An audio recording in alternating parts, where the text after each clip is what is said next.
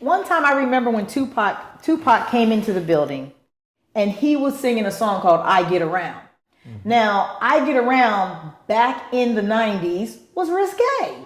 To say, I get around, like we knew what he was talking about. And so I don't know what it was, but I had him in the green room and they were like, yeah, go get Tupac or whatever. So I go in there and I'm like, yeah, follow me. And I had a little attitude towards him or whatever.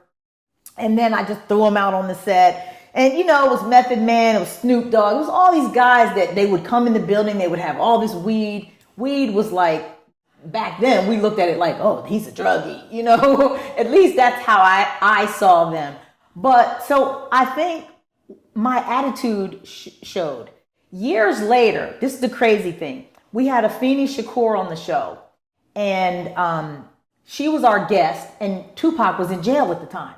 So I asked her to give me Tupac's address when the show was over. She gave me the address and I said, oh, I had just read an article in Vibe magazine where Tupac was on the cover. And when I read about his life, like his real life, Kevin Powell had done the article, had written the article, and he's a writing genius. So I read it and I said, how dare me judge Tupac back then when he was on the show?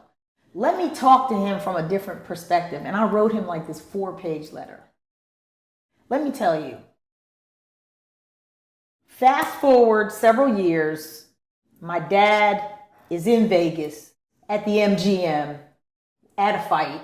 Tupac is sitting next to him. Tupac, and in the letter that I wrote to Tupac way back, I put that my dad was Butch Lewis. So it wasn't like that. He didn't remember that.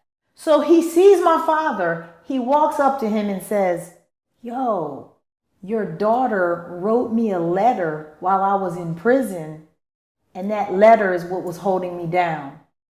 Wow. Is that not crazy? No, that is. And then that night, my father got into his limo, and he was like, what's going on with the traffic? What's happening with this traffic? And Tupac was killed that night. Whoa. So your father saw him at the fight? Yeah, he saw him ringside. Him and my brother Brandon heard him say, my brother Brandon confirmed this conversation. And the first thing my dad said was, Nick, what was you doing talking to my daughter? Yeah, I got a daughter that went to Georgetown. Why you want to know? And he was like, you don't understand. So we don't, I just felt like it was the Holy Spirit that led me to write him that letter. But obviously God put me there. He came out of jail and immediately signed with Suge Knight or whatever. But he became part of my prayers now. He wasn't somebody who I was saying, look at this guy. He's going around. So I used what I did as a producer to use it as a platform to be what I felt like God wanted me to be. And I was still being effective.